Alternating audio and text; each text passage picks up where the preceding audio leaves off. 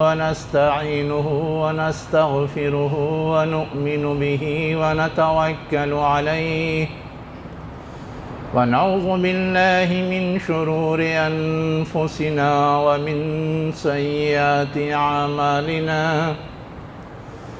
من يهده الله فلا مضل له ومن يضلله فلا هادي له ونشهد أن لا إله إلا الله وحده لا شريك له ونشهد أن محمدًا عبده ورسوله أما بعد فأعوذ بالله من الشيطان الرجيم بسم الله الرحمن الرحيم لن ينال الله لحومها ولا دماؤها ولكن يناله التقوى منكم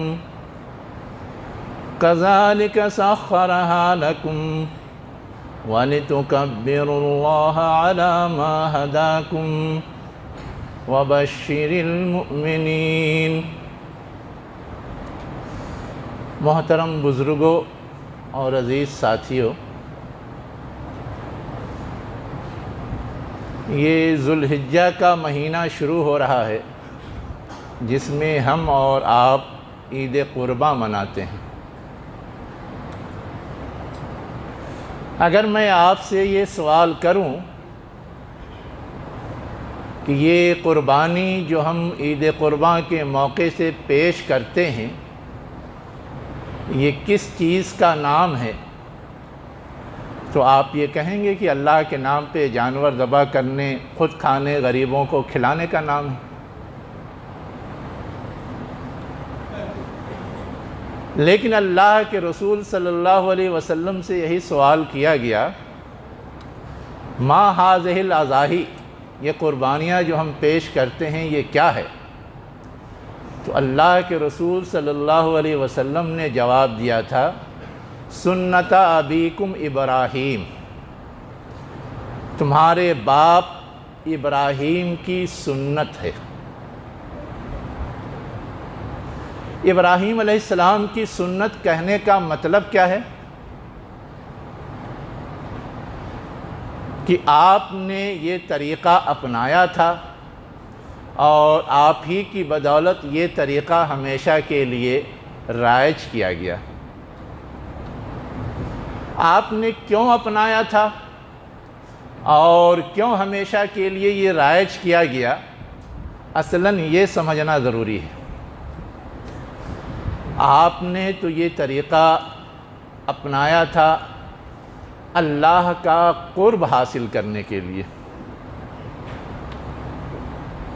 عربی زبان میں جو قربانی کا لفظ ہے وہ کسی کے قریب ہونے کا معنی دیتا ہے۔ کوئی بھی چیز کسی سے قریب ہونے کے لیے پیش کی جائے اسے بھی قربانی کہتے ہیں۔ قرآن مجید ہی میں آدم علیہ السلام کے بیٹے حابیل اور قابیل نے بھی اللہ کے حضور قربانی پیش کی تھی، جس کے لیے لفظ استعمال ہوا ہے قربا قربانن۔ دونوں نے قرب حاصل کرنے کے لیے جو چیز پیش کی اسے قربان کہا گیا ہے، قربانی کہا گیا۔ آج حضرت ابراہیم علیہ السلام نے بھی اللہ کا قرب حاصل کرنے کے لیے جس چیز کا مطالبہ ہوا ہر چیز پیش کی، اور وہ ہر چیز قربانی ہے، لیکن اس میں سے صرف ایک چیز ہم کو اور آپ کو یاد رہ گئی۔ اللہ کی اطاعت اور فرما برداری کے تقاضے کے تحت یہ ضرورت پیش آئی کہ وہ اپنا گھر بار چھوڑ دیں، اپنا وطن چھوڑ دیں۔ انہوں نے چھوڑ دیا، ہجرت کر گئے، اپنے گھر کے خاندان کے لوگوں سے علیحدہ ہو جائیں، علیحدہ ہو گئے۔ یہ بھی آپ کی قربانی تھی، لیکن ہمارے اور آپ کے خیال میں یہ بات نہیں آتی۔ آپ سے یہ مطالبہ کیا گیا کہ بڑھاپے میں جو اکلوتی اولاد ملی ہے اسماعیل، وہ اللہ کے لیے قربان کر دیں۔ آپ اس کے لیے بھی تیار ہو گئے اور اس کے گردن پہ چھری چلانے لگے۔ اللہ تعالیٰ کو یہ ادا پسند آئی تو کہا ہمیں تو صرف آزمانا تھا، تم آزمائش میں پوری اترے۔ گویا انہوں نے یہ ثبوت فراہم کر دیا کہ اگر ضرورت پڑی اللہ کی رضا کے لیے، اس کا قرب حاصل کرنے کے لیے، تو میں اپنے بیٹے کو بھی قربان کرنے کو تیار ہوں، قربان کرنے کا مظاہرہ کر رہا ہوں، قربان کر کے پیش کر رہا ہوں۔ اللہ تعالیٰ نے اسی کو جو سنت ٹھہرا دیا، اس کے پیچھے بھی اصلاً یہ حکمت ہے کہ ہر مومن بندے کو یہ پیغام دیا جائے کہ کبھی بھی اللہ کی رضا کے لیے، اس کا قرب حاصل کرنے کے لیے اپنی محبوب سے محبوب چیز قربان کرنی ہو تو وہ اس کے لیے تیار رہے، حتیٰ کہ اپنی جان قربان کرنی ہو تو اس کے لیے بھی تیار رہے۔ یہاں پر ابراہیم علیہ السلام کی آزمائش یہ تھی کہ ایک لوتے بیٹے کو قربان کریں، لیکن اسماعیل علیہ السلام کی آزمائش یہ تھی کہ وہ خود اپنی جان قربانی کے لیے پیش کر دیں۔ دونوں چیزیں یہاں تھیں۔ یہ ہے اصل روح اس کی۔ اس لیے کہ اللہ کا قرب حاصل کرنا یہ ایک مومن کا سب سے بڑا ٹارگٹ ہے، اور اس ٹارگٹ کو حاصل کرنے کے لیے کچھ بھی قربانی دینی ہو وہ اس کے لیے تیار رہتا ہے۔ یہ وہ چیز ہے جسے سنت ابراہیمی سے رسول اللہ صلی اللہ علیہ وسلم نے تعبیر کیا تھا۔ ہم نے اور آپ نے کیا اس کی اس روح اور اسپرٹ کو سمجھا ہے کہ ہم جو قربانی کرتے ہیں صرف اس سے مقصود جانور ذبح کرنا اور اپنا پیٹ بھرنا یا غریبوں کا پیٹ بھرنا نہیں ہے، بلکہ اپنے اندر یہ جذبہ، یہ حوصلہ، یہ ہمت پیدا کرنا ہے کہ اللہ کا قرب حاصل کرنے کے لیے اور اس کی رضا کے لیے کبھی بھی کچھ بھی قربان کرنا ہو ہم اس کے لیے تیار ہیں۔ ہمیں اس طرح کا خیال، اس طرح کا تصور قربانی کرتے وقت آتا ہے کیا؟ حالانکہ اس وقت ہم جو دعا پڑھتے ہیں اس میں یہ بات ہے کہ میں اپنے آپ کو اللہ کے لیے یکسو کر رہا ہوں، دنیا کے مایا جال سے کاٹ رہا ہوں، میری نماز، میری قربانی سب اللہ ہی کے لیے مخصوص ہے اور کسی کے لیے نہیں۔ لیکن یہ چیز ہمارے ذہنوں میں اتنی پختہ نہیں ہوتی کہ عملی زندگی میں اگر ایسی نوبت آ جائے تو ہم ہر طرح کی قربانی کے لیے تیار، ہم نہیں تیار ہوتے۔ حالانکہ صرف اسی دین کے معاملے میں نہیں، نیچر کا یہ سسٹم ہے، دنیا کا یہ نظام ہے کہ دنیا میں کوئی بڑے سے بڑا ٹارگٹ حاصل کرنا ہے، اس کے لیے بھی بغیر قربانی پیش کیے ہوئے وہ چیز حاصل نہیں ہوتی۔ ہم کو اگر پھل حاصل کرنا ہے تو پھل کا بیج یا اس کا قلم زمین میں لگانا پڑتا ہے، مدتوں اس کی نگہبانی کرنی پڑتی ہے، تب پھل ملتا ہے۔ کتنی قربانی دینی پڑتی ہے اس کو حفاظت کر کے پھل دینے کے لائق بنانے تک۔ ایک دانہ اور غلہ جب ہم مٹی میں ڈال دیتے ہیں وہ وہاں جا کر کے سڑ گل جاتا ہے، پھر اس سے جو پودا نکلتا ہے گویا اس نے اپنے آپ کو کھپا دیا، تو اب اس سے غلہ اور دانے برآمد ہوتے ہیں جو دنیا کے کام آتے ہیں۔ اسی طرح دنیا کے اندر جو لوگ بھی کوئی بڑا کارنامہ انجام دیتے ہیں، انسانیت کی کوئی بڑی خدمت کرتے ہیں، ان کے لیے بھی یہ لازم ہے کہ وہ قربانی پیش کریں، قربانی پیش کریں۔ جو لوگ اپنے آپ کو تعلیم میں کھپاتے نہیں وہ ماہر کبھی نہیں بنتے، اور جو کھپاتے ہیں وہ ماہر بنتے ہیں۔ تاجر جو دنیا میں کامیاب ہوتے ہیں وہی کامیاب ہوتے ہیں جو اپنے آپ کو اس کے لیے کھپاتے ہیں۔ ایک پروفیسر ہیں، پروفیسر تھامس اسٹینلے، انہوں نے 733 کروڑ پتی تجار سے انٹرویو لیا اور اپنی ریسرچ پیش کی۔ اس ریسرچ کے اندر جو چیز پیش کی ہے وہ یہ کہ وہ کیسے کروڑ پتی تاجر بن گئے۔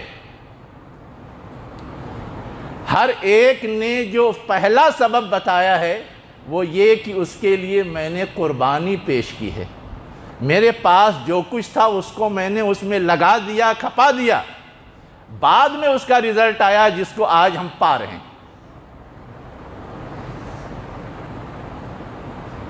ہم اور آپ کہتے ہیں کہ محنت سے لوگ کامیاب ہوتے ہیں، لیکن ان تاجروں کے اسٹیٹمنٹ میں 7ویں نمبر پر ہے وہ محنت۔ ہم اور آپ کبھی بہانہ جوئی کرتے ہیں تو کہتے ہیں کہ قسمت جس کی ساتھ دیتی ہے وہ بڑا مالدار بن جاتا ہے۔ ان مالداروں نے جو اپنی آپ بیتی سنائی اور اپنا تاثر دیا، اس میں یہ بات بتائی کہ قسمت کا کھیل صرف کہنے کی بات ہے۔ صرف 27 لوگوں نے کہا کہ ہاں قسمت سے ایسا ہوتا ہے۔ تو اس سے بھی ہم اور آپ سمجھ سکتے ہیں کہ دنیا میں جو لوگ عملی طور پہ کچھ کر رہے ہیں وہ بھی اس بات کو اور اس حقیقت کو سمجھتے ہیں۔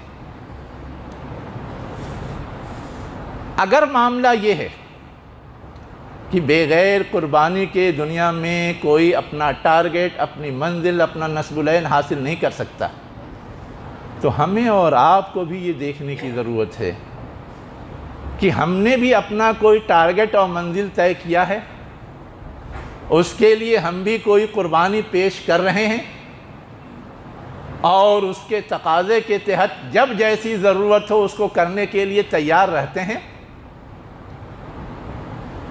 ابراہیم علیہ السلام نے اپنے آپ کو اللہ کی رضا کے لیے مخصوص کر لیا تھا، حنیفا مسلمہ، اللہ کا اطاعت گزار اور اللہ کے لیے یکسو، اور اس کے لیے انہوں نے صرف یہی ایک طریقہ نہیں اپنایا تھا، ضرورت پڑی تو اپنے آل اولاد کو بے آب و گیا میدان میں جا کے چھوڑ دیا۔ مکہ آباد کیسے ہوا ہے؟ مرکز توحید خانہ کعبہ کی تعمیر کیسے ہوئی ہے؟ آپ تاریخ پڑھیے، یہ بھی تو ابراہیم علیہ السلام کی سنت ہے۔ ہمیں اور آپ کو یہ چیز بھی یاد نہیں رہتی۔ تو ہم اور آپ اگر ابراہیم علیہ السلام کی زندگی کو بہت گہرائی کے ساتھ سمجھنے کی کوشش کریں تو ملے گا کہ انہوں نے اپنے نصب العین اور اپنے منزل کو حاصل کرنے کے لیے جتنی تدبیریں ہو سکتی تھی سب اختیار کی، جو اللہ کا حکم ہوا سب کو پورا کیا۔ ہم اور آپ اس معاملے میں کتنے فکر مند رہتے ہیں ہمیں اور آپ کو نہیں معلوم۔ آپ نبی تھے، نبوت کی ذمہ داری آپ کے سر تھی، لوگوں کو اللہ کا پیغام پہنچانا تھا۔ آپ نے اپنے والدین کو بھی سمجھایا، آپ نے اپنے بستی کے لوگوں کو سمجھایا، آپ نے اپنے وقت کے بادشاہوں کو سمجھایا، آپ نے دوسری آبادیوں میں سمجھانے کے لیے اپنے نمائندے، اپنے بھتیجے لوط علیہ السلام کو بھی بھیجا، اور خود فلسطین سے ہجرت کر کے مصر بھی گئے۔ جہاں جہاں اسکوپ نظر آیا، امکان نظر آیا، اپنی ڈیوٹی، اپنے ٹارگٹ کو پورا کرنے اور حاصل کرنے کے لیے گئے۔ ہم لوگوں کو کیا یہ سنت یاد ہے اور ہم لوگ اتنا ہاتھ پیر مارتے ہیں؟ حالانکہ اللہ کا قرب حاصل کرنے اور قربانی پیش کرنے کا یہ بھی تقاضا ہے۔ یاد رکھیے، یہ قربانی جو ہم کو اور آپ کو سال بھر پیش کرنے کے لیے، سال بھر میں ایک بار پیش کرنے کے لیے کہا گیا ہے، اصلاً یہی سبق یاد دلانے کے لیے ہے۔ ہمیں یہ سبق حاصل ہوتا ہے یا نہیں ہوتا ہے؟ وہ ہمیں اور آپ کو جائزہ لینا چاہیے۔ اللہ تعالیٰ نے اس کا ایک ایسا اجر بتایا ہے کہ کم از کم اس اجر کی لالچ میں ہم کریں تو بھی ہمارے اندر بہت کچھ چینج اور تبدیلی آ جائے گی۔ احادیث کے اندر تو یہ بات بتائی گئی کہ جو شخص قربانی پیش کرتا ہے زمین پر خون گرنے سے پہلے وہ اللہ کے یہاں مقبول ہوتا ہے، اور صرف جانور کا گوشت یا خون ہی اللہ کے یہاں نہیں پہنچتا، اس کے بال بھی پہنچتے ہیں، اس کے کھر بھی پہنچتے ہیں، اور قیامت کے دن یہ بھی گویا اللہ کے حضور کہیں گے کہ ہاں اس نے آپ کی خاطر مجھے قربان کیا تھا، اور سب کے بدلے اجر ملتا ہے۔ اللہ تعالیٰ نے جو اتنا اجر رکھا ہے یوں ہی نہیں رکھا ہے، اصلاً ہے یہ کہ اگر ہم اللہ کے لیے کر رہے ہیں تب تو یہ سارے اجر کے مستحق ہیں، لیکن اگر اللہ کے لیے نہیں کر رہے ہیں تو ہم اس میں کسی بھی اجر کے مستحق نہیں ہیں۔ میں نے جو آیت پڑھی تھی اس کے اندر یہی سمجھایا گیا ہے کہ اللہ تعالیٰ کو جانوروں کا گوشت اور خون نہیں پہنچتا، کس جذبے، کس ارادے، کس نیت سے تم یہ قربانی پیش کر رہے ہو وہ چیز اصلاً پہنچتی ہے۔ تم اللہ کے فرما برداری کے معاملے میں مخلص ہو یا نہیں ہو، یہ چیز اللہ تعالیٰ چیک کرتا ہے۔ کیا ہم اور آپ مخلصانہ کرتے ہیں یا سماج اور معاشرے میں اپنے اسٹیٹس کو باقی رکھنے کے لیے قربانی کرتے ہیں؟ ہم نہیں کریں گے تو لوگ کیا کہیں گے؟ بہت غریب ہے۔ ہم نہیں کریں گے تو لوگ کیا کہیں گے کہ یہ اللہ کا حق ادا نہیں کر رہا ہے، اور اچھے سے اچھا مظاہرہ کرتے ہیں کہ لوگ تعریف کریں۔ تو ریا اور نمائش کے لیے کرنا بھی غلط ہے، اور استطاعت نہ ہوتے ہوئے بھی زبردستی کرنا صرف لوگوں کی نکتہ چینی سے بچنے کے لیے یہ بھی غلط ہے۔ آپ کو معلوم ہونا چاہیے کہ ہمارے خلفائے راشدین میں سے 2 خلفائے راشدین نے 22 سالوں میں جان بوجھ کر کے قربانی پیش نہیں کی۔ اس وقت ان کے پاس استطاعت نہیں تھی، اور یہ بھی دنیا کو سمجھانا تھا استطاعت نہیں ہو تو یہ فرض نہیں ہے، صرف سنت ہے۔ لیکن ایک اور چیز جو ہمیں اور آپ کو سمجھنے کی ضرورت ہے کہ اس سنت کو ادا کرنے کے لیے اللہ کی طرف سے عام حکم ہو سکتا تھا۔ کیا ہو سکتا تھا؟ عام حکم۔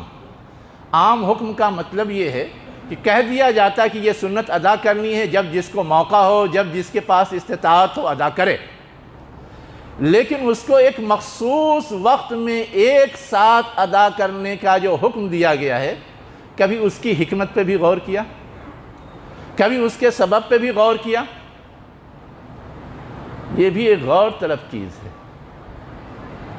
ہم ایک ساتھ ایک دن ایک وقت میں جو قربانی پیش کرتے ہیں یہ اصلاً ایک پیرامیٹر ہے جس کے ذریعے اجتماعی طور پر ہماری پوزیشن کیا ہے، ہماری کیفیت کیا ہے، دین کے معاملے میں، اللہ کے معاملے میں، رسول کی اطاعت کے معاملے میں اس کا اظہار اور مظاہرہ ہوتا ہے۔ جو چیز اکیلے اکیلے کرنے کی ہوتی ہے وہاں تو لوگ کیا کرتے ہیں نہیں کرتے ہیں ہمیں نہیں معلوم، لیکن جو چیز اجتماعی طور پہ انجام پاتی ہے اس سے دنیا یہ سمجھتی ہے کہ ہاں یہ دیندار لوگ ہیں، دین پر عمل کرنے والے لوگ ہیں، دین کے تقاضوں کو پورا کرنے والے لوگ ہیں، ان کے اندر زندگی اور حرارت پائی جاتی ہے۔ ہم کو اور آپ کو تو حکم دیا گیا ہے قیام لیل کا بھی، وہ بھی سنت ہے، لیکن وہ اجتماعی طور پہ کرنے کے لیے نہیں کہا گیا، انفرادی طور پہ کرنے کے لیے کہا گیا ہے۔ انفرادی تزکیے اور تربیت کے لحاظ سے وہ زیادہ مفید پہلو ہے۔ اب ہم لوگ کتنا اس کا اہتمام کرتے ہیں ہمیں معلوم ہے، اور اس کا کتنا اثر دوسروں پہ جاتا ہے وہ بھی معلوم ہے، لیکن قربانی جب ہم کرتے ہیں تو ہر ایک کے کان کھڑے ہوتے ہیں۔ کون لوگ ہیں، کیوں قربانی کر رہے ہیں، ایک ساتھ کیوں کر رہے ہیں، ایک خاص انداز سے کیوں کر رہے ہیں، کیوں صرف اللہ کا نام لے کر کے ہی قربانی کر رہے ہیں۔ ہر چیز کاؤنٹ کی جاتی ہے، ہر چیز دیکھی جاتی ہے۔ کیوں مخصوص جانوروں ہی کی قربانی کر رہے ہیں، ہر جانور کی قربانی کیوں نہیں کرتے؟ کبھی آپ نے غور کیا اس قربانی پہ کتنے اعتراضات ہوتے ہیں، کتنی شکایتیں ہوتی ہیں، کتنے سوالات کھڑے کیے جاتے ہیں؟ کہا جاتا ہے غربت کا زمانہ ہے، بجائے جانور ذبح کرنے کے وہ پیسے صدقے کر دیے جائیں، نیک کام تو ہے، غریبوں کی مدد ہو جائے گی، ان کی ضرورت پوری ہو جائے گی۔ کہا جاتا ہے کہ جیسے ہمارے پاس جان ہے ویسے ہی ان جانوروں کے پاس بھی جان ہے، اب اگر ہم ان کو ذبح کرتے ہیں تو انہیں تکلیف ہوتی ہے، یہ گویا جانوروں پہ ظلم ہے۔ اور کیا کہا جاتا ہے؟ ان جانوروں کو جنہیں ہم ذبح کرتے ہیں اگر ہم ان کو ایسے ہی ذبح کرتے رہے تو یہ نسل ہی ختم ہو جائے گی۔ حالانکہ ہمیں کیا اختیار ہے کہ دنیا میں جس کو اللہ تعالیٰ نے پیدا کیا اسے ہم ختم کر ڈالیں؟ طرح طرح کے سوالات، طرح طرح کے اعتراضات کون اٹھاتا ہے؟ کیوں اٹھاتا ہے؟ کیوں انہیں یہ چیز کھٹکتی ہے؟ ہمیں یہ بھی سمجھنے کی ضرورت ہے۔ میں صرف 2-3 چیزوں کی طرف اشارہ کروں گا۔ پہلی بات کیا ہے؟ جو پیسہ جانوروں کی قربانی یا حج یا اس طرح کی دوسری عبادات پہ خرچ کیے جاتے ہیں وہ غریبوں پہ صدقہ کیا جائے۔ جو چیز سمجھنے کی ہے وہ یہ ہے کہ کسی چیز کے وجود کو باقی رکھنے کے لیے ایک ہی چیز کافی ہوتی ہے یا یہ کہ کبھی بہت ساری چیزوں کی ضرورت پڑتی ہے۔ ہم اور آپ زندہ رہتے ہیں، ہمیں زندہ رہنے کے لیے پانی کی بھی ضرورت ہے، کھانے کی بھی ضرورت ہے، ہوا کی بھی ضرورت ہے۔ اب اگر یہ کہا جائے کہ صرف پانی پیو، کھانا مت کھاؤ، کتنے دن ہم زندہ رہیں گے؟ صرف کھانا کھاؤ، پانی مت پیو، کتنے دن ہم زندہ رہیں گے؟ اور کھانا کھاؤ، پانی پیو، سانس مت لو، اس لیے کہ تم سانس لیتے ہو، سانس کے ذریعے گندی ہوا باہر آتی ہے اور ماحول خراب ہوتا ہے، سانس مت لو۔ ہم زندہ رہیں گے جب تک یہ تینوں کمبینیشن نہیں ہوگا، اس وقت تک ہم زندہ نہیں رہیں گے۔ گویا تینوں ہمارے لیے ضروری ہے۔ ویسے ہی اللہ تعالیٰ کی اطاعت اور فرما برداری کے لیے ہماری جسمانی عبادت بھی ضروری ہے، ہماری مالی عبادت بھی ضروری ہے، ہماری روحانی عبادت بھی ضروری ہے۔ ہم نماز پڑھتے ہیں، جسمانی عبادت ہے، ہم تلاوت کرتے ہیں، روحانی عبادت ہے، ہم روزہ رکھتے ہیں، جسمانی عبادت ہے، ہم حج کرتے ہیں، جسمانی اور روحانی دونوں ہیں، مال بھی خرچ کرنا پڑتا ہے۔ تو اللہ تعالیٰ نے یہ جو بہت ساری چیزیں ہم پر لازم کی ہیں، یہ اصلاً ہماری ایک پاکیزہ شخصیت کو تعمیر کرنے کے لیے، ہماری ایک بیلنس اور معتدل شخصیت کو بنانے کے لیے، اس میں سے اگر کوئی چیز مائنس کی جائے گی اور صرف ایک چیز پہ توجہ دی جائے گی تو ہم ایک نیک اور صالح انسان نہیں بن سکتے۔ کہا جاتا ہے صدقہ کرنے کے لیے، لیکن صدقے کا جذبہ، صدقے کا خیال، صدقے کا احساس پیدا کیسے ہوگا؟ پیدا تو ہوتا ہے اللہ کے لیے جب ہم یہ تصور کرتے ہیں کہ جو کچھ ہے وہ اللہ کا دیا ہوا ہے اور اس کو استعمال کرنا ویسے ہی لازم ہے جیسے اللہ نے کہا۔ اور جب ہم اس تصور کے ساتھ چلتے ہیں تو خود بھی استعمال کرتے ہیں، لوگوں کو بھی بانٹتے ہیں، لوگوں پہ بھی خرچ کرتے ہیں۔ لیکن جو یہ سمجھتا ہے کہ جو میں نے کمایا وہ میرا ہے، وہ میری ملکیت ہے، اس پہ کسی کا حق نہیں، وہ بخیل ہوتا ہے۔ لیکن مومن جب اللہ کا پہ ایمان لاتا ہے اور اللہ کے احکامات بجا لاتا ہے، اور اس طرح کے احکامات جس میں یہ ہے کہ دوسروں پہ خرچ کرو، زکوٰۃ نکالو، قربانی کرو تو رشتہ داروں کو بھی دو، غریبوں کو بھی دو، یہ جو جذبات پروان چڑھتے ہیں، یہی جذبات تو ہمیشہ اس کو زندگی میں لوگوں کا خیال رکھنے اور لوگوں کا درد بانٹنے کے لیے تیار کرتے ہیں۔ یہ حکمت ہے۔ اگر یہ چیز ملحوظ نہیں رکھی جائے گی تو انسانی شخصیت ایک مطلوبہ شکل میں پروان نہیں چڑھے گی اور کہیں نہ کہیں ڈس بیلنس ہو جائے گی۔ طبی نقطہ نظر سے بھی دیکھ لیجئے آپ، گوشت کے اندر انسانی صحت کو بحال رکھنے کے لیے جتنی طرح کی غذاؤں کی ضرورت ہے وہ سب اس کے اندر پایا جاتا ہے، چاہے وہ وٹامنس ہوں، چاہے وہ پروٹینز ہوں، چاہے وہ فائبر ہو، چاہے کچھ بھی ہو جو میڈیکل کی اصطلاح میں چلتا ہے۔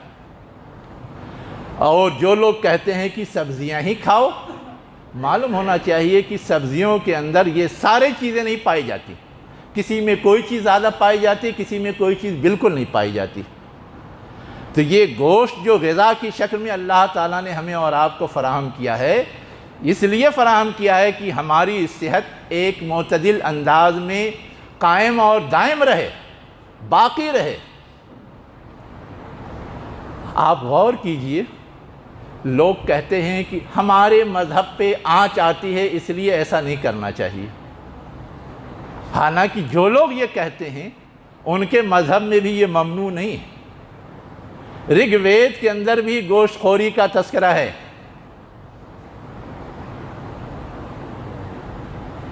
جو لوگ کہتے ہیں کہ یہ اہنسا ہے، ہنسا ہے، اہنسا کے خلاف ہے، وہ کیا سمجھاتے ہیں؟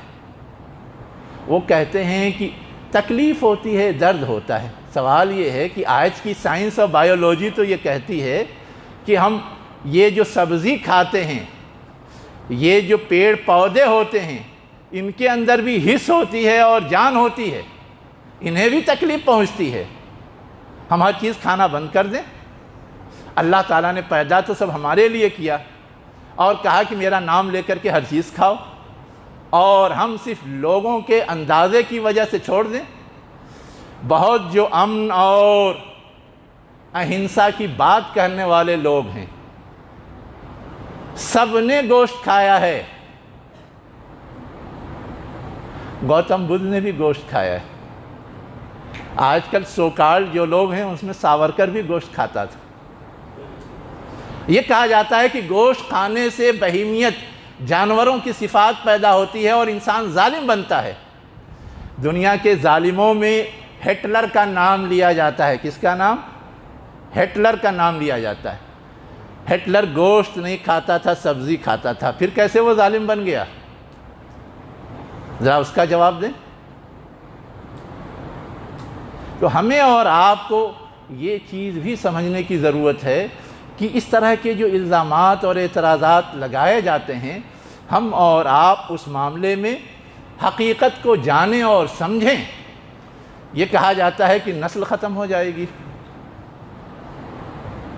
میں ایک مثال سے سمجھنے کے لیے دیتا ہوں۔ جب تک گھوڑوں کو سواری اور جنگی کام کے لیے استعمال ہوتا تھا، اس وقت گھوڑے زیادہ پائے جاتے تھے یا کم؟ آج نہ سواری کے لیے اس کا زیادہ استعمال ہوتا ہے، نہ بہت زیادہ جنگی کام کے لیے استعمال ہوتا ہے۔ آج گھوڑے زیادہ پائے جاتے ہیں یا کم؟ آپ بتائیں۔ آج کم پائے جاتے ہیں، جب استعمال ہوتا تھا ان کا زیادہ تو زیادہ پائے جاتے تھے۔ اور جن جانوروں کا گوشت ہم استعمال کرتے ہیں ان کی تعداد میں کبھی کمی نہیں ہوتی۔ یہ اللہ کا نظام ہے، جیسی انسانوں کی ضرورت ہے ویسے وہ پیدا کرتا رہتا ہے، پیدا کرتا رہتا ہے۔ ہمارے یہاں یا کسی اور ملک میں اگر استعمال ہوتا ہے تو وہاں کبھی کمی نہیں پڑتی کہ کم ہو گئے یا ختم ہو گئے یا مٹ گئے. اور ہمارے ہی ملک کے پڑوس میں کئی ممالک ہیں جہاں پابندی ہے 100%. وہاں استعمال نہیں ہوتا، لیکن وہاں بھی یہاں سے زیادہ نہیں نظر آتے، کم ہی نظر آتے ہیں، کم ہی نظر آتے ہیں. تو ہم اور آپ چونکہ اپنی ناقص عقل کے ذریعے ہر چیز طے کرنے کی کوشش کرتے ہیں، اس لیے اس طرح کی باتیں اپنے اندازوں کی بنیاد پہ کہتے ہیں. مسبب الاسباب اللہ کی ذات ہے، کائنات کا نظام چلانے والی اللہ کی ذات ہے. وہ جانتی ہے کہ لوگوں کی ضرورت کیا ہے، کون سی چیز کتنی اس دنیا میں آنی چاہیے، پیدا ہونی چاہیے، لوگوں تک پہنچنی چاہیے. ہر ایک کا وہ انتظام کرتا ہے. اسی لیے ہمیں اس طرح کے بہلاووں یا پھسلاووں یا کیا کہتے ہیں غلط فہمیوں میں کبھی بھی مبتلا نہیں ہونا چاہیے، بلکہ جیسے کہا گیا ہے ویسے ہمیں اور آپ کو یہ فریضہ انجام دینا چاہیے. اگر ہم یہ فریضہ انجام دیں گے تو ہم اس اجر کے مستحق ہوں گے جس کی بشارت دی گئی ہے. اور یہ ایک ایسا عمل ہے کہ اس کا سلسلہ تو بعد میں بھی چل سکتا ہے. ہماری نماز بعد میں کوئی نہیں پڑھ سکتا، لیکن ہمارے نام پہ قربانی ہمارے وارثین میں کوئی بھی کر سکتا ہے. کیا ہم کو اور آپ کو ہمارے مرنے کے بعد بھی فیض ملتا رہے، ایسی چیز سے ہمیں دستبردار ہونا چاہیے؟ آپ غور کیجئے، میں نے یہ ساری باتیں آپ کے سامنے غور کرنے کے لیے رکھی ہیں تاکہ آنے والے دنوں میں ہم اپنا رویہ ویسا ہی بنائیں اور اسی لحاظ سے اس عید قربان کو منانے کا اہتمام کریں. عید ہم مناتے ضرور ہیں، لیکن اس لیے نہیں مناتے کہ کسی کو تکلیف دیں. ہم اس لیے مناتے ہیں کہ ہم خود بھی خوش ہوں، لوگ بھی خوش ہوں. تو ہمارے کسی رویے سے یہ چیز ظاہر نہیں ہونی چاہیے کہ لوگوں کو تکلیف پہنچ رہی ہے. ہم قربانی کرتے ہیں لیکن اس کی گندگیاں سڑکوں پہ پھینک دیتے ہیں، یہ تکلیف دہ چیز ہے. یہ غلط طریقہ ہے، ہمیں یہ نہیں کرنا چاہیے. لیکن کسی کے اعتراض پر ہم قربانی ہی روک دیں، یہ بھی جائز نہیں ہے، یہ بھی درست نہیں. تو ہمیں جو ہمارے یہاں خامی پائی جاتی ہے اس کی اصلاح کرنی چاہیے، اور جو دین کے تقاضے ہیں اس پہ ڈٹ جانا چاہیے. اللہ مجھے بھی اس کی توفیق دے، آپ کو بھی اس کی توفیق دے. اقول قولی ھذا واستغفر اللہ لی ولکم اجمعین برحمتک یا ارحم الراحمین.